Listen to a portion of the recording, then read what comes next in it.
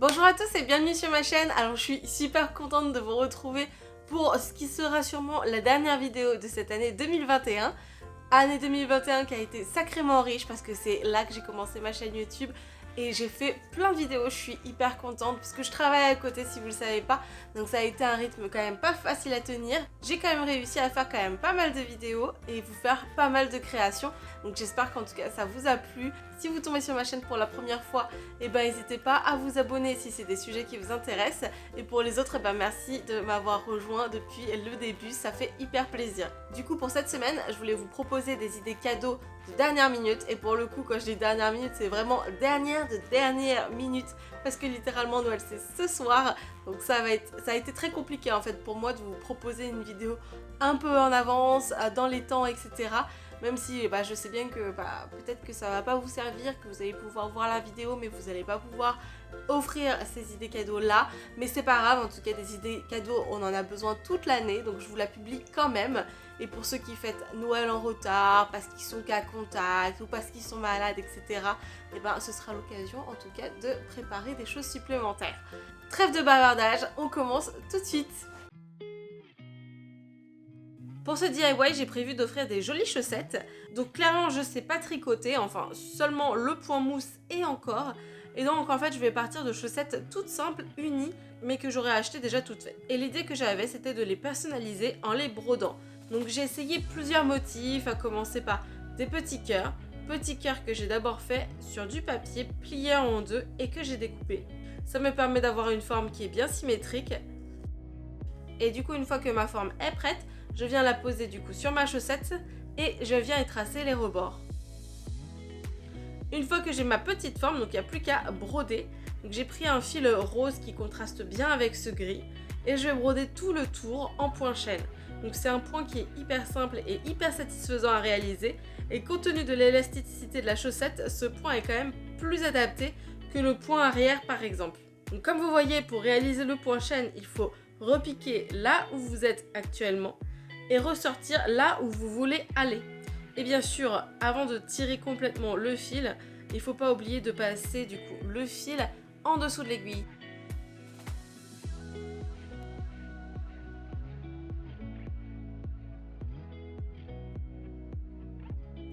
Alors j'ai d'abord commencé par réaliser un cœur tout simple sur la première paire de chaussettes. Et ensuite j'ai repris le même motif et j'ai rajouté une ligne qui va créer un effet de mouvement, comme si un petit peu le cœur s'envolait. Donc cette fois j'ai procédé littéralement de la même façon, sauf que j'ai fait la ligne un petit peu moins épaisse, donc avec un fil brodé blanc que j'ai voulu 2 fois moins épais.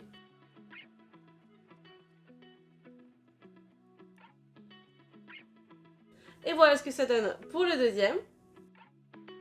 Et pour le dernier, j'ai juste fait un cœur dans un rond. Et comme ça va nous faire un joli petit ensemble simple et mignon. Ce que je vous ai pas montré aussi, c'est que quand vous arrivez à la fin du point chaîne, donc vraiment pour le tout dernier point, avant de repiquer là où vous étiez, il faut passer sous les fils de devant. Et puis ensuite replanter à l'origine.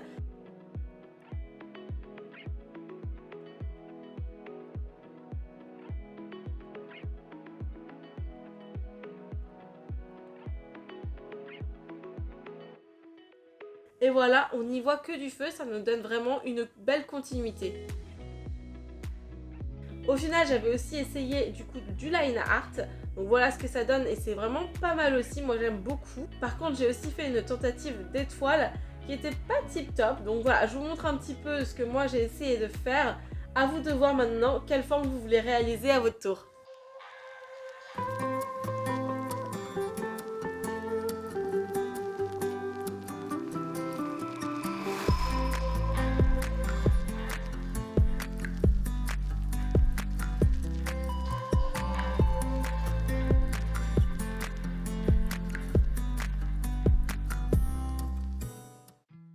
Propose 2 paires de boucles d'oreilles, donc la première avec de l'argile autodurcissante ou de la pâte Fimo selon ce que vous avez. Donc je vais d'abord étaler l'argile de façon uniforme, donc j'utilise la technique pour avoir la même épaisseur partout en mettant 2 cure-dents de part et d'autre. Et je sais pas si vous avez remarqué, mais j'étale pas avec ma gourde habituelle. C'est pas non plus un rouleau à pâtisserie, c'est juste une paille en bambou, mais ça marche et c'est vraiment très pratique. Ensuite, je vais créer un motif en relief avec des petits cure-dents. Ce sera un motif simple et géométrique. Donc en fait, je vais venir aligner plusieurs cure-dents dans une même direction. Et ensuite, je presse pour créer le relief.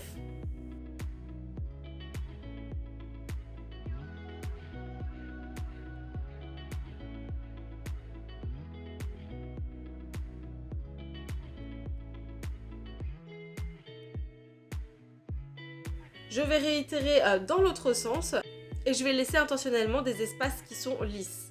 Donc si vous êtes embêté par le côté pic des cure-dents, et bien faites comme moi et coupez-les tout simplement.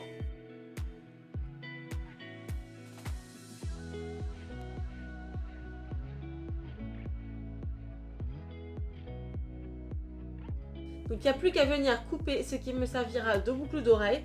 Donc je viens tracer deux rectangles identiques d'environ 4 cm de longueur et un demi centimètre de largeur.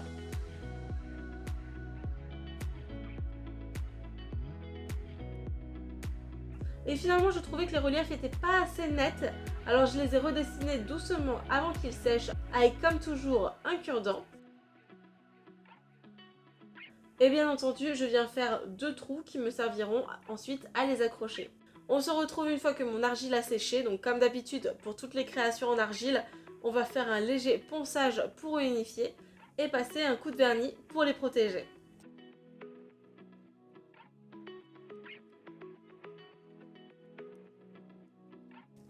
Et voilà, le plus dur est fait, donc il n'y a plus qu'à assembler mes boucles d'oreilles. Pour ça, j'utilise ce petit set de chez Söstrem Grain qui a tout ce qu'il faut pour faire la construction de mes boucles d'oreilles. Donc je trouvais qu'avec une perle, ça donnait un rendu un petit peu plus chic, donc j'en ai ajouté. Et pour ça, je vais utiliser une des tiges de mon kit.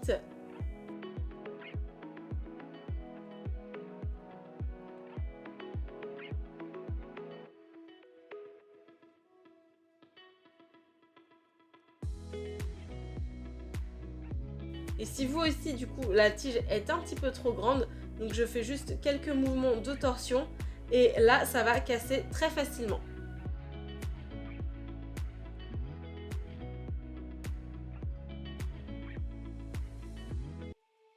Il n'y a plus qu'à ajouter l'accroche pour l'oreille. Je ne sais pas trop comment on appelle cette pièce là, donc on va dire ça comme ça. Et voilà, j'en ai fini pour cette première paire.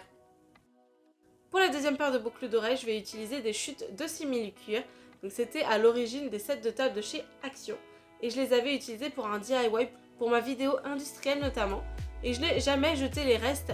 Et pour le coup, tant mieux parce que je vais les réutiliser aujourd'hui. Je commence par tracer sur une feuille pliée en deux une demi-goutte que je vais ensuite découper. Ce qui va nous donner une goutte complète.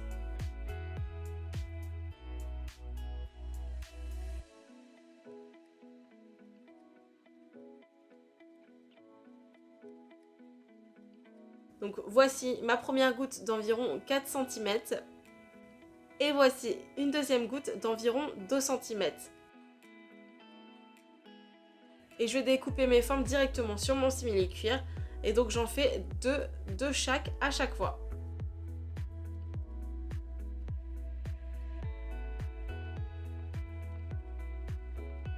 Ensuite, j'ai trouvé que le simili-cuir était un petit peu trop épais car il a en fait double face. On a une face camel et une face noire. Et j'ai donc retiré la face arrière et c'était beaucoup plus facile à travailler pour la suite.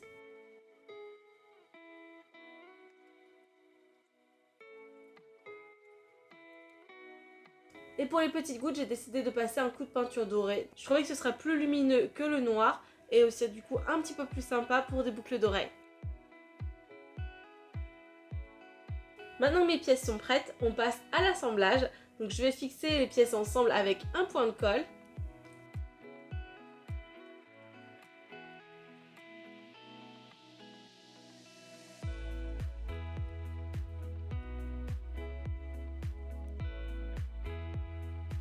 Ensuite, je vais venir plier légèrement le centre et je maintiens le tout avec un nouveau point de colle. Ça nous donne un effet de relief qui est quand même plus intéressant et que j'aime beaucoup.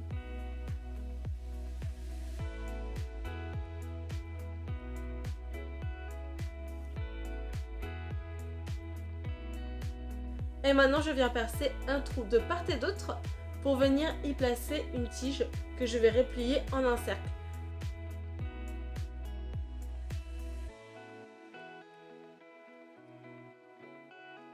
Et voilà, une fois que j'ai mon cercle, il va me permettre d'accrocher le tout à la pièce qu'on met à l'oreille.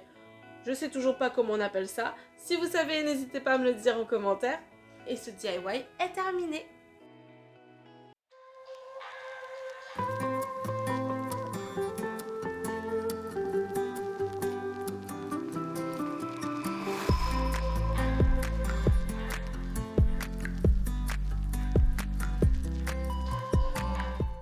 Pour cette idée cadeau, donc vous aurez besoin d'un petit morceau de bois.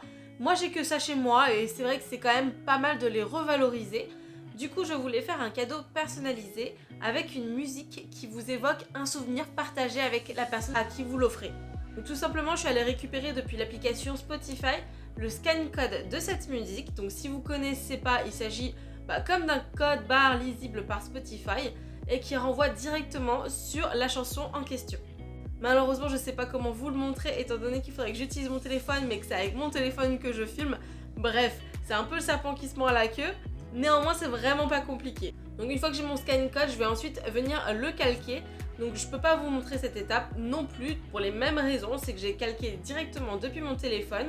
Donc une fois que vous avez votre motif et qu'il est reproduit, je vais quand même venir vérifier régulièrement pendant toutes les étapes du DIY que ce code est toujours bien lisible de mon application parce que ce serait quand même dommage qu'on fasse tout ça pour rien. Le but c'est quand même de réserver cette surprise là à la personne à qui on l'offre.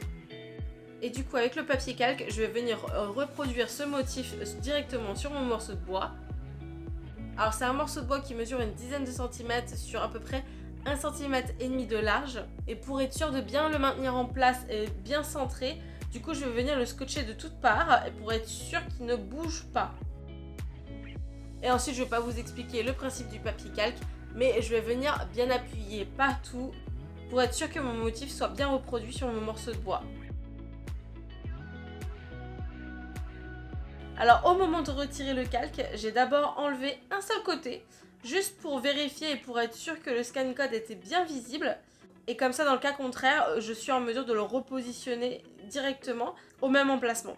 Et maintenant, c'est un petit peu la touche originale de ce DIY, c'est que je vais utiliser un pyrograveur pour graver le code directement dans le bois. Donc j'ai acheté ça vraiment pas cher du tout chez Action, je crois que c'était environ 5 €.